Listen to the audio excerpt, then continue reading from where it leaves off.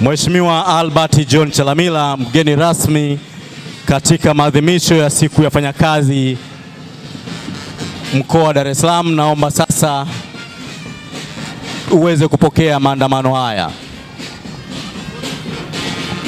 Salum Kambala, karibu kwa ajili ya kusoma mabango yetu. Haya, wanaitwa hao ni tukta ofisi ya mkuu wa mkoa wa Dar es Salaam, Mei Mosi 2025. Uchaguzi mkuu 2025 utuletee viongozi wanaojali haki na maslahi ya wafanyakazi. Ofisi ya mkuu wa mkoa oye! Ofisi ya mkuu wa mkoa oye! Solidarity forever. Forever. Solidarity. Mwenyekiti wa tukta mkoa wetu wa Dar es Salaam pamoja na viongozi wote wa wafanyakazi hapa kwetu mkoani, ofisi ya mkuu wa mkoa pamoja na watumishi wote, ofisi ya Chama cha Mapinduzi, katibu wa chama alikuwepo lakini kwa bahati mbaya amepata udhuru, viongozi wa dini wote mlioko hapa, kwa upekee sana ofisi yangu ya mkuu wa mkoa inaambatana na wakuu wa wilaya, wakurugenzi, mamea wote kwa hapa, na kwa heshima kubwa tunaye mkuu wa wilaya wa hapa kama ambavyo amejitambulisha na wenzake wote, lakini pia tunaye mstahiki meya wa hapa pamoja na mamea wa manispaa zingine. Niwashukuru sana pia watumishi wote ambao wamefika hapa. Jamhuri ya Muungano wa Tanzania, kazi iendelee. Jamhuri ya Muungano wa Tanzania, kazi iendelee. Nafahamu mnajua kwamba sherehe hizi kitaifa zinafanyikia kule Singida. Rais wetu wa Jamhuri ya Muungano wa Tanzania ndiye mgeni rasmi na sisi sote tutafuata yale ambayo Mheshimiwa Rais atayaelekeza. Kwa yale yote aliyosoma kwenye risala aliyo chini ya mkoa wetu wa Dar es Salaam, mimi pamoja na wenzangu tumeyapokea na tutayafanyia kazi yote kwa haraka, na pengine yale machache tutayachukua ili kuyapeleka kwa wenzetu wenye mamlaka zaidi. Nafahamu tunapozungumzia watumishi tunazungumzia ofisi nyingi. Ipo ofisi ya Wizara ya Fedha, lakini zipo ofisi za wakurugenzi, kwa maana ofisi ya Rais TAMISEMI, ofisi ya fedha pamoja na ofisi zingine nyingi ambazo zinashughulika kwa pamoja katika kuangalia wafanyakazi. Nafahamu kauli mbiu iliyoko mwaka huu yetu ya mwaka huu ni uchaguzi 2025 utuletee viongozi wanaojali haki na maslahi ya wafanyakazi, na sote tushiriki haki na maslahi. Kila mmoja aseme haki na maslahi. Na kwa sababu tunatakiwa kuwachagua wa madiwani, wa bunge na Mheshimiwa Rais, basi kauli mbiu yetu hii inajielekeza huko. Anayeambiwa ni mfanyakazi wa serikali na mfanyakazi asiye wa serikali, wa mashirika ya umma na yasiyo ya umma, ili aweze katika uchaguzi huu kupatikana kwa viongozi wanaoweza kuwa tunu ya haki na maslahi kwa wengi.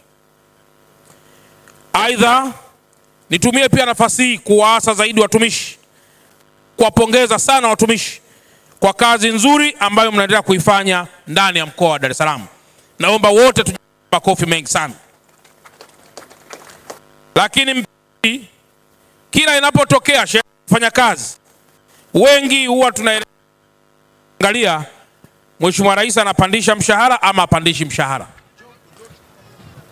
Naomba niendelee tu kuwapa neno la faraja kwamba mishahara ni haki yenu ya msingi. Kupanda au kutokupanda ni jambo la kisheria, na naamini kabisa Mheshimiwa Rais ataendelea kuliangalia hili kwa macho mawili. Kwa sasa ni kwamba wale wote wanaopaswa kupanda madaraja wanapanda, wale wote wanaotakiwa kulipwa stahiki zao wanalipwa, na wale wote ambao wanaendelea kudai wanaendelea kulipwa taratibu kadiri mfuko wa serikali unavyozidi kupata fedha. Kwa mantiki hiyo, niendelee tena kuwaomba wafanyakazi wote kufanya kazi kwa imani kwamba serikali yenu chini ya Mheshimiwa Rais wetu wa Jamhuri ya Muungano wa Tanzania inawajali na kuwapenda sana. Aidha, napenda pia kuwakumbusheni wajibu wenu wafanyakazi kwamba tuna wajibu pia wa kulinda haki kwa watumishi wengine ama kwa watu tunaowahudumia. Juzi usiku nilifanya ziara mahali fulani. Nikamkuta binti moja aliyemaliza chuo kikuu cha Dar es Salaam, amepewa mtaji wa shilingi milioni 1.5 na mzazi wake ili afungue saluni.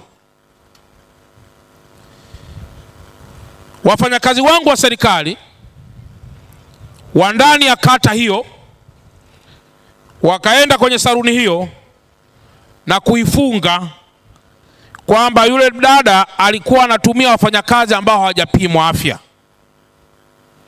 na wakamtaka binti huyo alipe Laki-6 au la atalala ndani mpaka hapo mashauri mengine yatakapotokea. Kauli zile za wafanyakazi wale, na kwa sababu ilikuwa ni siku zinazoelekeana na siku ya wafanyakazi duniani, niliona kwa namna ambavyo baadhi ya watumishi wetu wanaweza kuwatoa machozi watu ambao wanaipenda serikali yao. Kwa hiyo viongozi wetu wa TUCTA nilitoa maelekezo kwamba kwanza wale watu wasimamishwe kazi, lakini pili wajieleze vizuri, lakini tatu waangalie wao wakiwa wana kazi, akafika mtu akasema nipe Laki-6 na huna uende ndani, nikaona hiyo sio jambo jema. Kwa hiyo leo tunaposherehekea sikukuu ya wafanyakazi, kila mmoja bebe wajibu ndani ya moyo wake kwamba sisi ni watu ambao tunabeba taswira ya serikali. Mfanyakazi mwenzetu mmoja tu anaweza kuharibu kabisa mnyororo wa taswira ya serikali na serikali yetu ikashindwa kupendwa. Sasa hapa watumishi wote tulioko hapa, kila mmoja ajiulize swali: kwa nini sisi tuko hapa tunaitwa wafanyakazi na kwa nini sisi sio wafanyabiashara? Lakini kila mmoja ajiulize hapa, kwa nini tunapozungumzia uchumi na watu wanaomiliki uchumi, watu wa haraka huwa tunawalenga wafanyabiashara? Maana yake ni kwamba wafanyakazi pamoja na kwamba tunapewa mishahara, lakini kazi yetu ni ya kujitoa zaidi kuliko jambo lolote. Kwa hiyo naomba sana wafanyakazi wote wa umma mlioko hapa tuendelee kufanya kazi kwa kujitoa, huku tukiamini kwamba tunafanya kazi ya umma yenye maslahi mapana kwa taifa, pengine hata sio maslahi kwetu wenyewe. Mkuu wa chuo cha Kilimanjaro Institute of Technology and Management kilichopo Mwenge, Dar es Salaam na chenye ithibati na usajili wa NACTVET namba REG/ANE/029 anapenda kuwatangazia ofa maalum wahitimu wote wa kidato cha 4 2024 kwa kozi mbalimbali zikiwemo computer application, ICT for beginners, CCTV camera, video production, graphics design pamoja na sales and marketing. Kozi hizi zitaanza tarehe 2 mwezi wa 12 kwa awamu ya kwanza na tarehe 6 mwezi wa 2025 kwa awamu ya pili. Pia muhula mpya wa masomo kwa kozi za IT, hotel management na front office utaanza tarehe 8 January 2025. Kwa maelezo zaidi piga simu namba 0766348652 au 0717816034. KITM, elimu na ujuzi kwa maendeleo ya uchumi.